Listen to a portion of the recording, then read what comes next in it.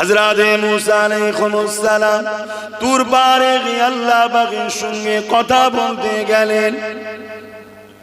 কথা বলার সময় আল্লাহ পাককে জিজ্ঞাসা করতে লেগেছেন, হে আমার রব আল্লাহ পাক, আমি মুসা আপনার সঙ্গে কথা বলছি, আর কি কেউ আপনার সঙ্গে কথা বলবে?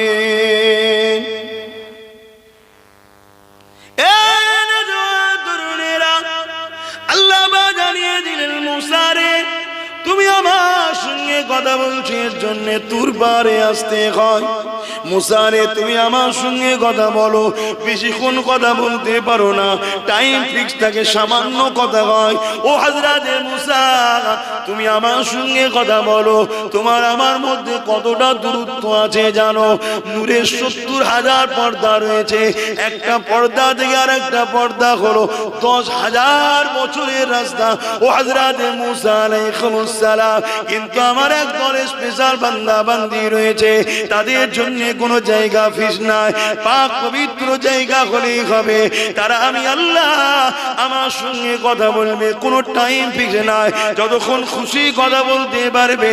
এবং তারা যখন আমার সঙ্গে কথা বলবে, ৭০,০০০ নূরের পর্দাকে সরিয়ে দিয়ে আমি আল্লাহ আমার সঙ্গে ডাইরেক্ট কথা হতে থাকবে।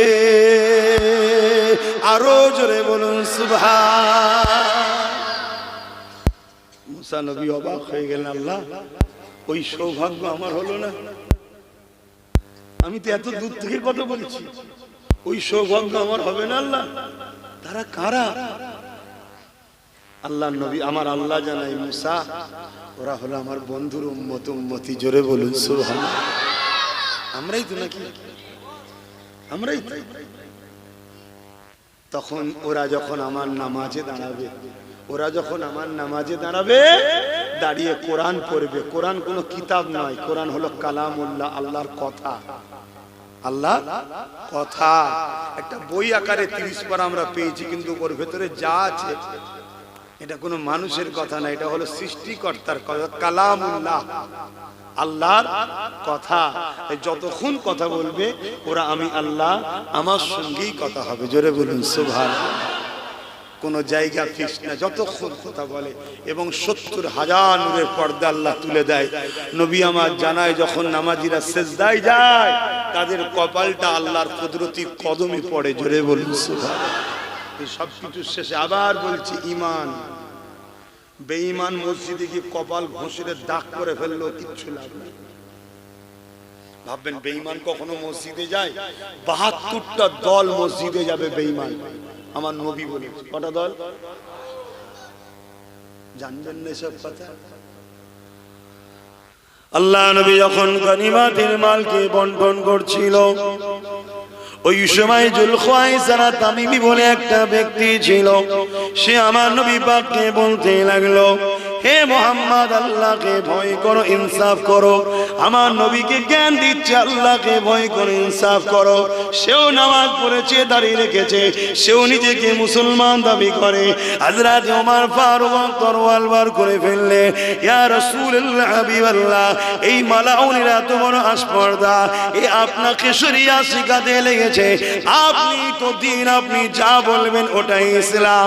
ইয়া রাসূলুল্লাহ, হাবিবাল্লাহ, আপনি ইজাজত দেন, এই মালাউনের বিচারটা আমি করি। এই যুবকেরা, আল্লাহ নবী বলেছিল, ওমর, ওকে মেরো না, ওকে চিনে রাখো। আমি রাসূলুল্লাহ বলি, শোনো, আমার উম্মত উম্মতিদের জানিয়ে দিও, এর নসল থেকে একটা দল বেরোবে, তারা এত সুন্দর নামাজ পড়বে, এ সাহাবারা তোমাদের নামাজ, তাদের নামাজের কাছে হাকির জানা হবে, ছোট মনে হবে। শুনছেন তো? সাহাবাদের নামাজ, সাহাবাদের ঘরে নামাজ পড়ানো শিখেছে কে? আমার দয়ার নবী সাল্লাল্লাহু আলাইহি ওয়াসাল্লাম নিজে, হুজুর প্রসম নিজে সাহাবাদের বলছে। যদি আমাদের বলতো না, কথা মানা যেত, মানে ভাবা যেত যে এটা নরমাল ব্যাপার। সাহাবাদের বলছে যে তোমাদের নামাজ, তারা এত সুন্দর নামাজ পড়বে, মনে হবে তাদের নামাজের কাছে তোমাদের নামাজটা তুচ্ছ নামাজই হয়নি। সাহাবাদের বলছে। শুনছো যুবকরা, আমি একটা জিনিসের মিশনে বেরিয়েছি, যেমন হোক করে তোমাদের দিলে নবীকে ঢুকাবার চেষ্টা করছি।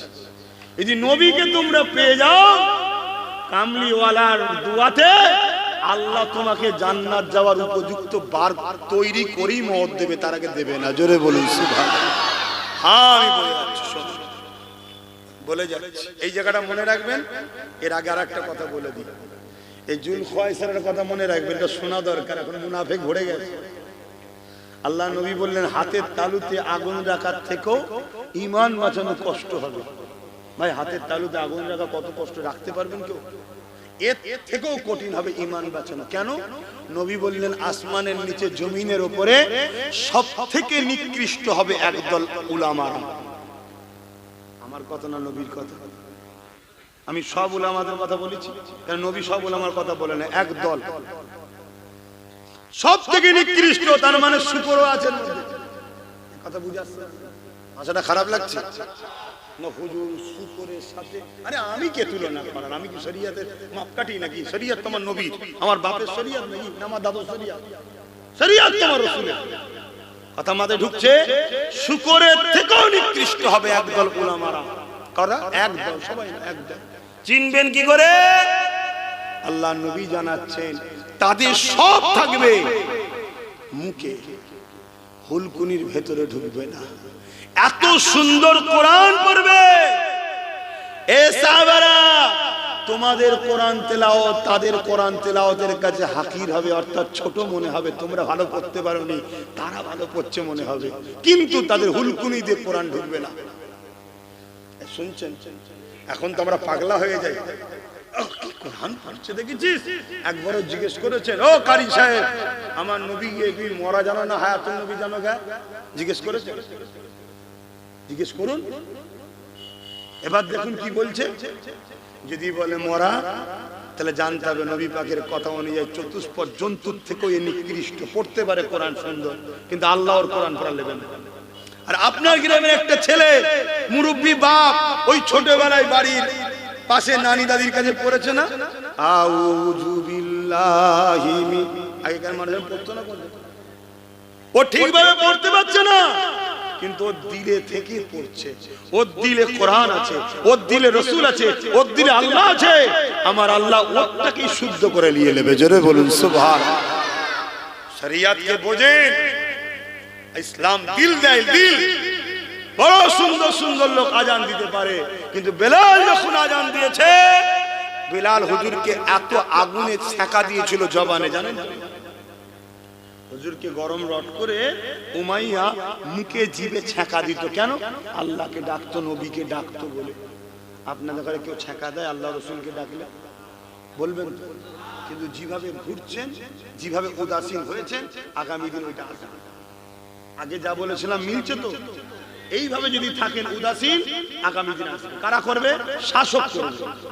কারা করবে? শাসক। কারণ ইতিহাস বলছে পৃথিবীতে যুগে যুগে ইসলামের সবথেকে বড় দুশমন ছিল দুই শ্রেণীর লোক।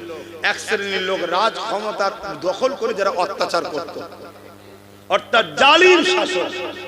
সব শাসক না, যারা জালিম শাসক। দ্বিতীয় নম্বর কারা?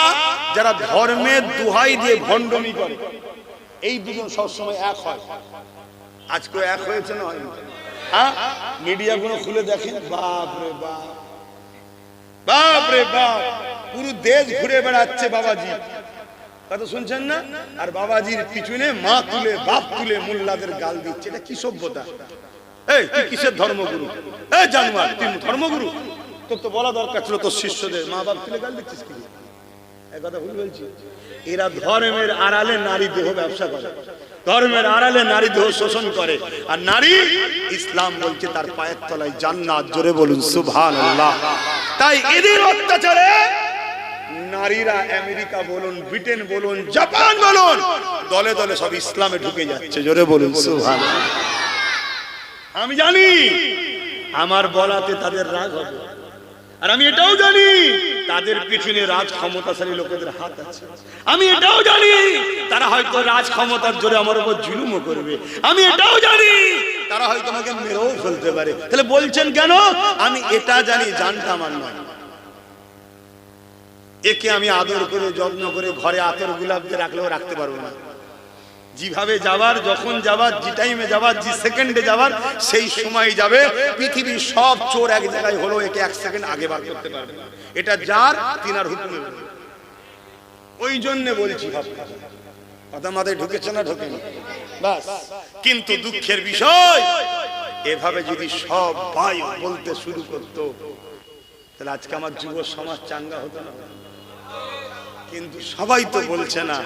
বলা তো দূরের কথা, আমি বলে যাব, কালকে কেউ এসে আমার বিরুদ্ধে বলবে, জালিমের বিরুদ্ধে বলবে না। এরকম বক্তা আছে না? না, দুঃখ নয় এটা, কিন্তু এটা ঘটবে, কিছু করার নেই। এটাও তো আল্লাহর পরীক্ষা, যে আব্বাস ধৈর্য হারা হয় কি দেখবে। সেজিয়ে সুজিয়ে রাখলাম, অন্যজনকে দিয়ে ঘেটে দিল, আবার সাজালাম, আবার ঘেটে দিল, আবার সাজালাম, আবার ঘেটে দিল।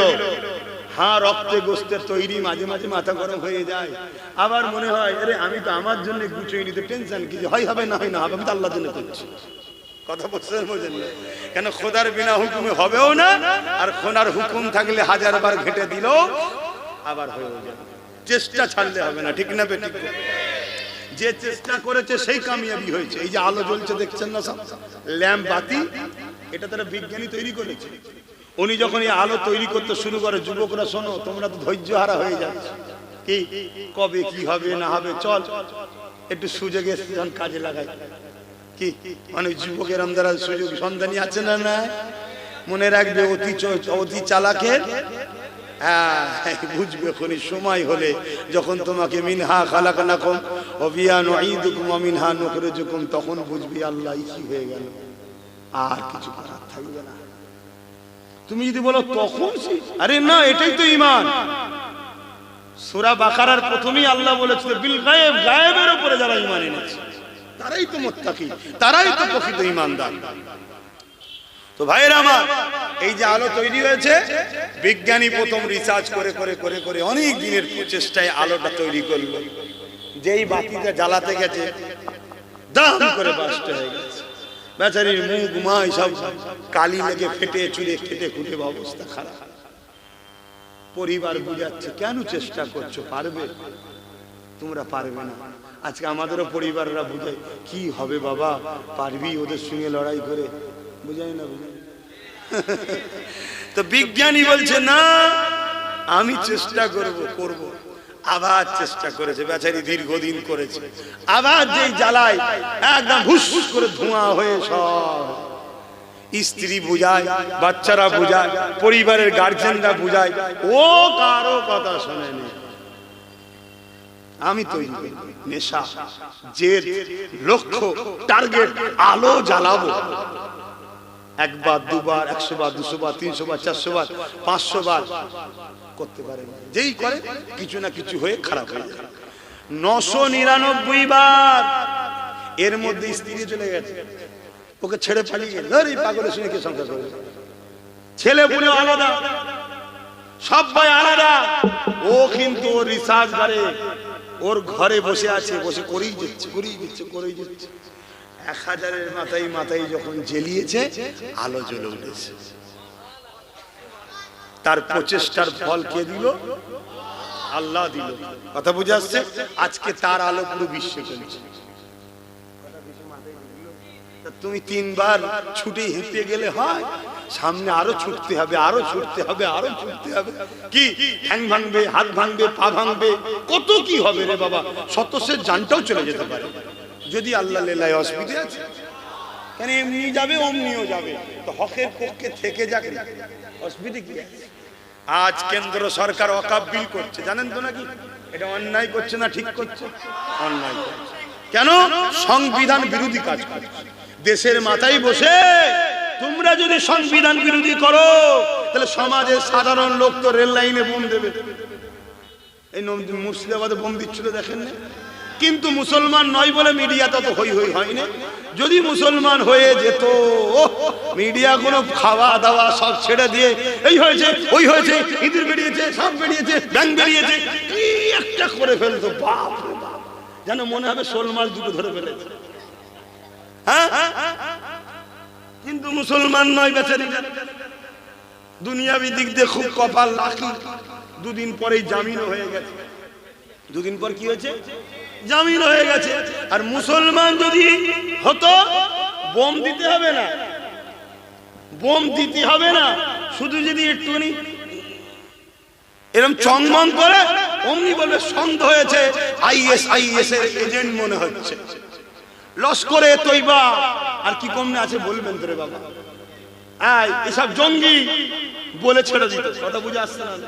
হ্যাঁ, দিয়ে তাকে তুলে নিয়ে, এখন তুলে নিয়ে এসে তাকে 10 বছর পরে গোপনে গোপনে খিড়কি দরজা বার করে দিয়ে বলতো, একটা ছোট্ট জায়গায় লিখে দিত, আমাদের সন্দেহটা ভুল হয়েছে।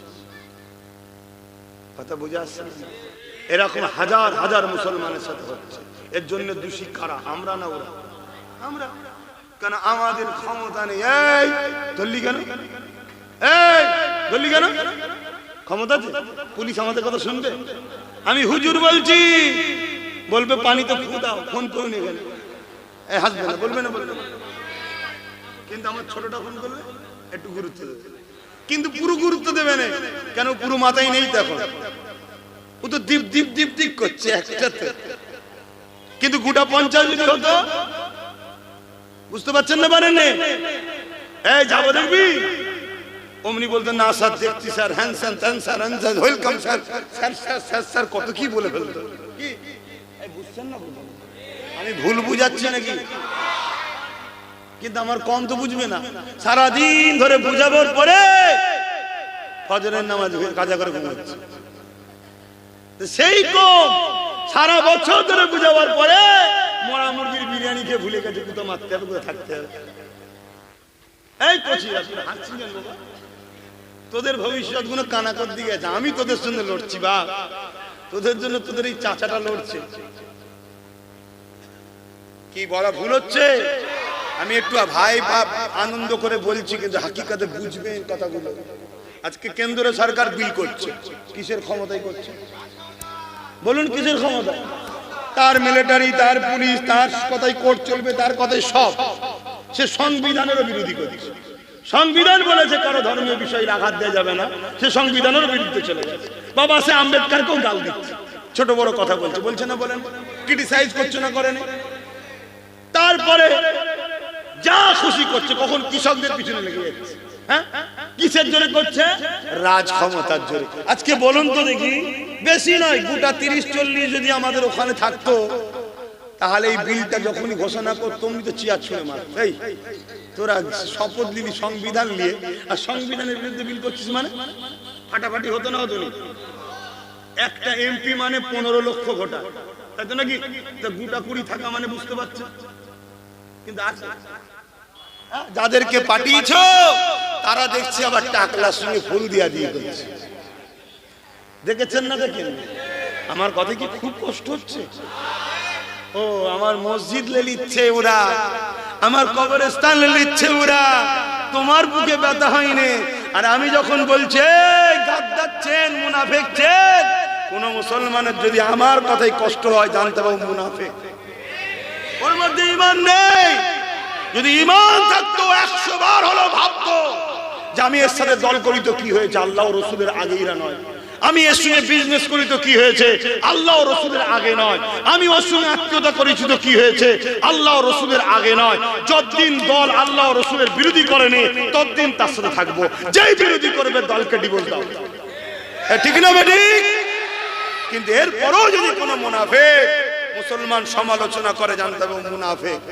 কিন্তু আমি বলবো মানুষ মাত্র ভুল হয় না, জানতে না আলাদা কথা। ফিরে আসো, তওবা করো, পরিবর্তন হও। আল্লাহ ভুল করেছি, আল্লাহ ভুল করেছি, আল্লাহ ভুল করেছি। 300টা লাঠি আছে, সব দিউনি। দরকার হয় খুব ভালো লাগে 250 দিয়ে দাও, 50 হলো হাতে রাখো।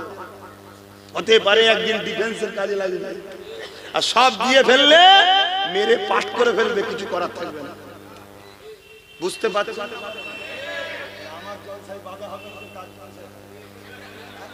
যারা এসে বলবে ওসব করুনি, ওসব করুনি, আমি যা বলছি শোনো, সবাই মিলে ইদিক উদিক করুন, ইনার সাথে থাকো, তাদের জলসা বেশি বেশি হবে, তাই না?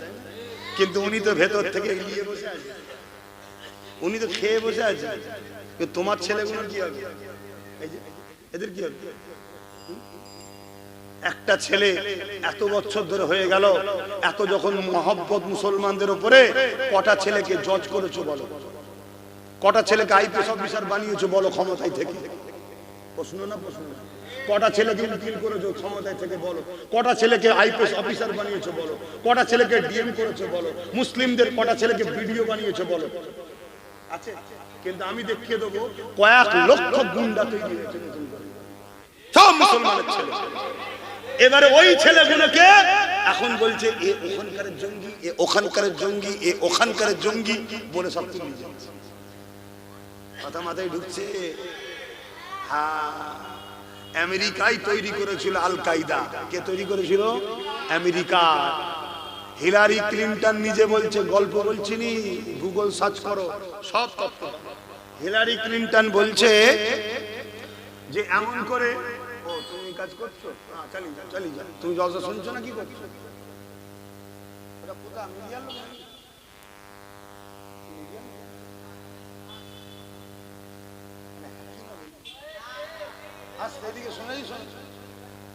লোক? আচ্ছা ছেড়ে দাও, আমি কি ওয়াজ করছি তুমি শুনছো? ভাই শুনছো তো নাকি? হ্যাঁ, মন্দ শুনো। আর যদি মনে হয় যে আমাকে কেউ পাঠিয়েছে করতে হবে, এখানে একদম স্পষ্ট চলো। আল্লাহ শকর করে বলছি, কোন মায়ের লাল আছে কি করতে পারে দেখি না, আমি তো মিথ্যা বলি তো ঘাবড়াবো। গুগল সার্চ করো। হিলারি ক্লিনটন কি বলছে শোনো।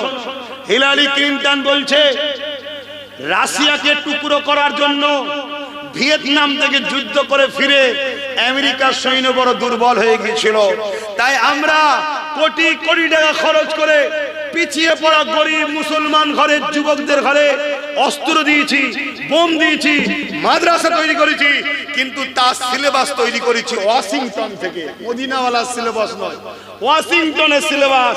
এমনি নবী বলে যায় না যে আলেমদের মধ্যে এক শ্রেণী হবে চতুষ্পদ জন্তুর থেকে নিকৃষ্ট, এমনি বলে যায়নি। আমরা বেচে বেচে বেচে ব্রিলিয়ান ভালো ভালো শিক্ষিত মুসলমান মাওলানা গুলোকে অর্থ দিয়ে কিনেছি, তাদের দ্বারা ওই ছেলেগুলো ব্রেন ওয়াশ করিয়েছি, তাদেরকে হাতে বোম বন্দুক তুলে দিয়ে আমরা রাশিয়াকে টুকরো করার জন্য সন্ত্রাসী করিয়েছি। কথা শুনছেন না? ঠিক যেমন আজকে আমার দেশে হচ্ছে, বিভিন্ন রাজনীতির লোকেরা আমার ঘরে নিরীহ গরিব ছেলেগুলোকে 500,000 টাকা দিয়ে মারপিট করায়, 500,000 টাকা দিয়ে বোম মারায়, আর তাদের নামে থানায় যে কেস হয়ে থাকে। যতদিন তুই গোলাম হয়ে থাকবি ততদিন তোকে পুলিশ তুলবে না, যেই চুচা করবি অমনি তোকে তুলে নিয়ে যে বলবে যাবজ্জীবন জেল। করছে না করে না?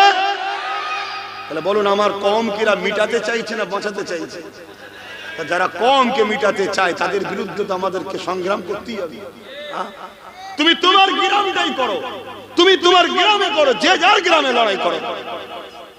আর যেসব বন্ধুরা এখন এই দিক ওদিক আছেন, আমি তাদেরকে বলবো ভালো করে জানুন, আপনি যদি মুসলমান হন সজাগ হন, আর যদি মুনাফিক হন তাহলে বাপ আপনার বিরুদ্ধেও আমাদেরকে লড়াই করতে হবে, ঠিক না বেটি? তো ভাইয়েরা আমার, তাহলে কেন্দ্র সরকার ওয়াকাফের বিরুদ্ধে একটা সংশোধনের নামে আইন করছে, যেখানে মূলত লক্ষ্য ওয়াকাফকেই পুরুষ লুটে নেবে, তাই তো নাকি? এই চক্রান্ত চালাচ্ছে না চালাইনি? সেই বিষয়ে যদি কখনো বারাসাতের মেন সিটিতে, টাউনে বা আপনাদের আশপাশের কোনো ময়দানে কেন্দ্রের ওয়াকাফ বিলের প্রতিবাদে মসজিদ মাদ্রাসা কোরআনের পক্ষে দাঁড়িয়ে আমি আব্বাস সিদ্দিকী যদি লড়াইয়ের ডাক দিই, প্রতিবাদের ডাক দিই, আপনাদের ঘরে কি আমার পাশে একটু পাওয়া যাবে? হাত তুলে বলুন পাওয়া যাবে? আলহামদুলিল্লাহ, হাত নামান। খেয়াল রাখবেন আমার নামে মিথ্যা প্রচারণা হয়, আবার আসবো বলে প্রচার করবে, গিয়ে দেখবেন নেই। এরামও চলছে। কেন? ওয়াকাফের আন্দোলন দুই ধরনের মানুষ করছে, একদল সাররুল উলামা, একদল খায়রুল উলামা, যারা আল্লাহ ও রাসূলের পক্ষে তারাও ওয়াকাফে আন্দোলন করছে, আর একদল লোক এই সুযোগে নেমেছে কেন্দ্রের বিরুদ্ধে ইনাদ দালালি করছে। ওপেন বলে যাচ্ছে, ওপেন। আজকে তুমি আন্দোলন করছো মসজিদ মাদ্রাসার পক্ষে, তোমার মেম্বারে বসে আছে তারা ওয়াকাফ ঝেড়ে খায়নি। এই আব্বাস আলী গুরাচাঁদ হুজুরের 900 বিঘে জায়গা, তার মধ্যে মাত্র আছে 92 শতক, বাকি 897 বিঘে জায়গা গেল। কারা খেয়েছে? আব্বাস সিদ্দিকী খেয়েছে। যাদের ঘরে নিয়ে বসেছে তারাই তো দখল করে রেখেছে। তাহলে ও যেমন ওয়াকফের বিরোধী, এও ওয়াকফের বিরোধী, উভয়ের উচিত হবে আমার ধর্মের বিরুদ্ধে মাথা না ঘোরানো। ঠিক না বেটি? কিন্তু আন্দোলন হচ্ছে কি? শুধু কেন্দ্রের বিরুদ্ধে, শুধু কেন্দ্রের বিরুদ্ধে। তার মানে কি? এনাকে খুশি করছে, মাল পানি দাও। মুনাফিক চেনো, মুনাফিক চেনো। কতদিন মাঝে আমি জানি না, একটু চিনিয়ে দিচ্ছি, চিনেলে। এই শুনছো তো ভাই? যদি না শোনো, দুনিয়া তো বারবার হবে।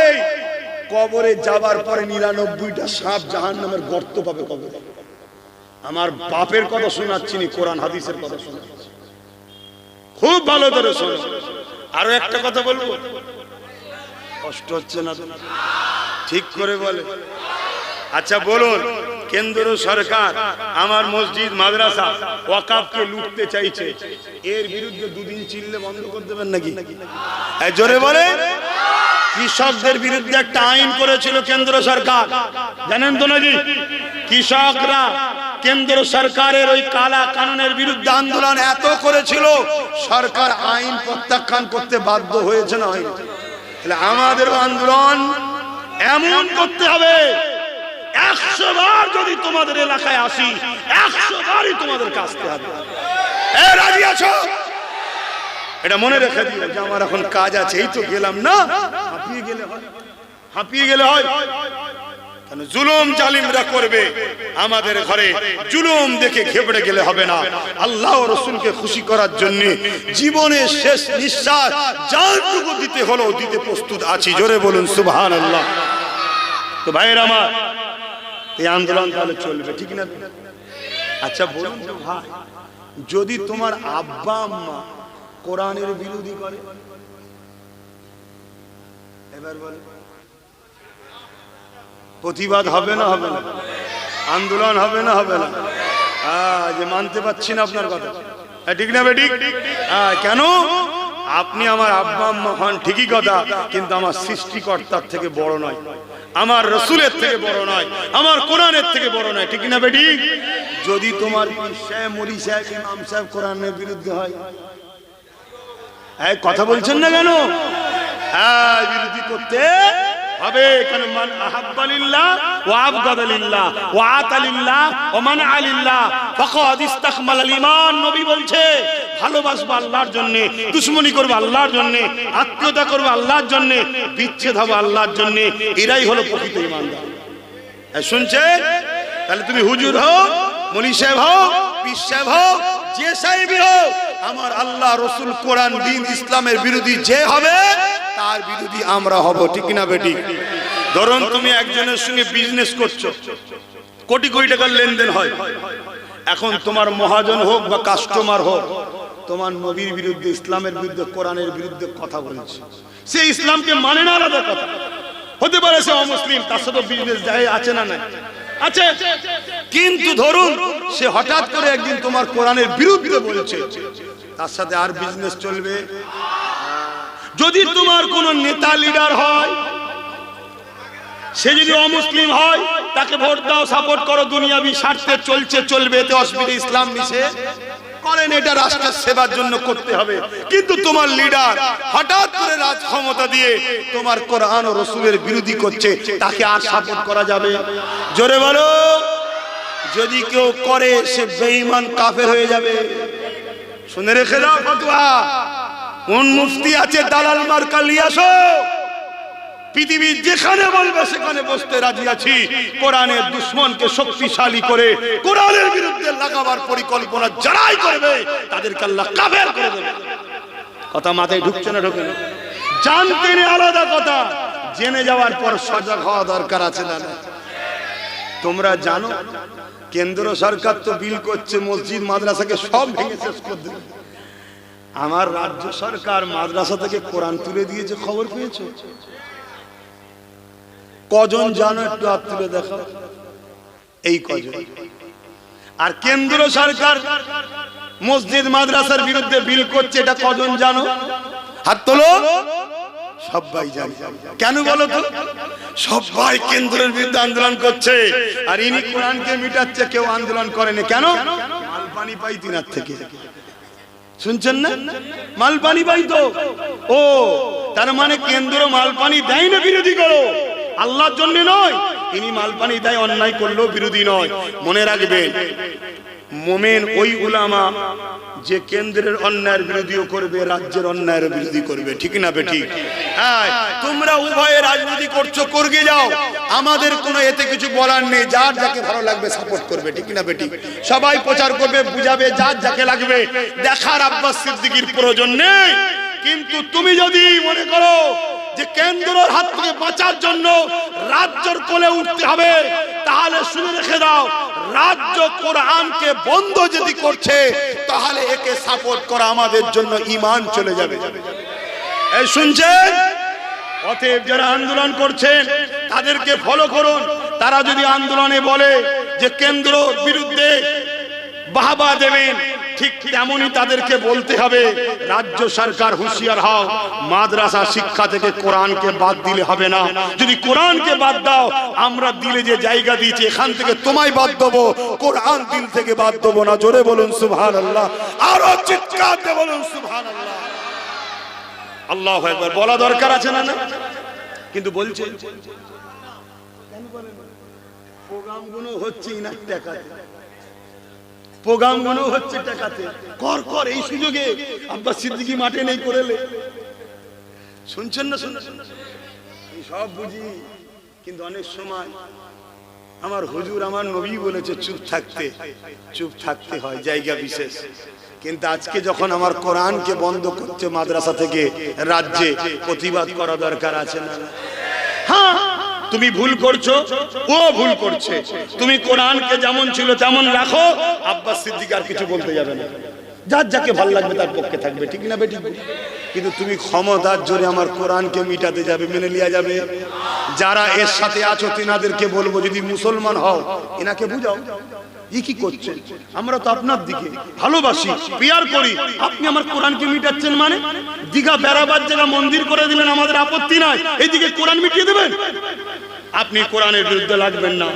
আর যদি তোমাকে যদি ইনার প্রয়োজন হয়, তাহলে তোমার কথা শুনবে। আর তোমাকে যদি মনে করে তুই তো আমার বাড়ির পাহারাদারের কুকুরের মতো, তোর কার প্রয়োজন নেই, কথা শুনছেন, তাহলে সতর্ক করছে আমার ভাইয়েরা, তওবা করে ফিরে আসো, তওবা করে পরিবর্তন হও, তওবা করে পরিবর্তন হও, তওবা করে পরিবর্তন হও, তওবা করে পরিবর্তন হও। যদি তওবা করে পরিবর্তন না হও, তাহলে মনে রেখে দিও, তুমি যদি মনে করো কেন্দ্রের হাত থেকে বাঁচার জন্য রাজ্যের কোলে উঠবো, আমার আল্লাহ তোমাকে এর সাথে তোমাকেও শেষ করে দেবে। কেন? কোরআন বলেছে, আমার আল্লাহ জানাচ্ছে, যারা আমি ও রাসূলের বিরোধী হবে, তাদের পক্ষে যারা থাকবে, আমি আল্লাহ তাদের হাতে তাকে মিটাবো। ইতিহাসের পাতা শোনো,